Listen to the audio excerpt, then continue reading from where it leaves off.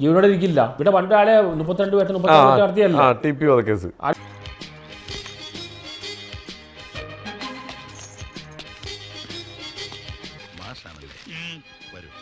അണ്ണന്റെ മുമ്പിലുള്ള നല്ലൊരു നേതാവാരാ ഇപ്പൊ ജീവിച്ചിരിക്കുന്നതിൽ? 1947 വാളിന്റെ കഥ ഞാൻ കേൾക്കാൻ തുടങ്ങിയിട്ട് കൊല്ലം കുറയായി. ഇനി എന്നോട് പറയണ്ട. ഇപ്പൊ അതൊന്നുമില്ല. ഇപ്പൊ വെറും മനോരോഗിലെ ഗുണ്ടകളാണ്. അങ്ങോട്ട് ഇറക്കി വിട്ടാ മതി. എതിരാളികൾ ഓടുമ്പോ അവരുടെ കോണോമാല് വടി. അങ്ങനെ പറയാമോ? നമ്മ എല്ലാവരും ഇതുങ്ങളെ കണ്ടാൽ തന്നെ തലവെരുക്കുക. No problem.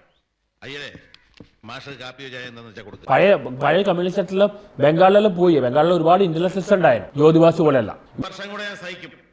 അടുത്ത വർഷം മുതൽ തലതെറിച്ചങ്ങളെ എവിടെങ്കിലും കൊണ്ട് കളഞ്ഞോണം. ഇന്ത്യയിൽ ഇവിടെ ഈ കമ്മ്യൂണിസ്റ്റ് ആയാലും BJP രണ്ടും എക്സ്ട്രീമിലേക്കാണ് പോകുന്നത്. ഞാൻ പഴയ കമ്മ്യൂണിസ്റ്റിന്റെ അനുഭവം. എന്റെ കയ്യിൽ എന്തുണ്ടോ അത് നിങ്ങളുടെ എന്റെ സ്വത്തല്ല. എന്നെ വരെ നിങ്ങൾക്ക് വേണ്ടി പണയം വെക്കാൻ ഞാൻ തയ്യാറാണ്. കോൺഗ്രസ് വന്നു കഴിഞ്ഞാൽ കോൺഗ്രസ് വരണമെങ്കിൽ രാഹുൽ ഗാന്ധി പോലെ ആൾക്കാർ മാറിക്കൊടുക്കണം.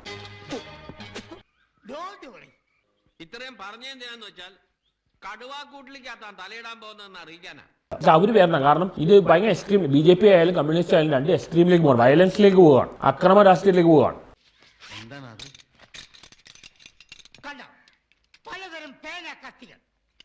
കോൺഗ്രസ് വരണം. കാരണം അവർക്ക് ആ എക്സ്ട്രീമിസം ഇല്ല.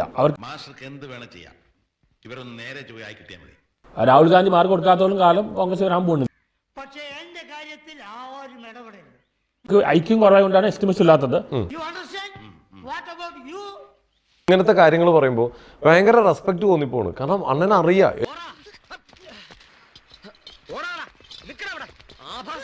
എല്ലാരും പോയി കൈയും കാലും മുഖവും കഴുകി അത്താഴം കഴിച്ച് മിണ്ടാതെ കിടന്നോണം. എനിക്ക് ചിക്കനിൽ ഇത്തിരി ജോലിയുണ്ട്. ഞാനൊന്ന് പോയിട്ട് വരാം.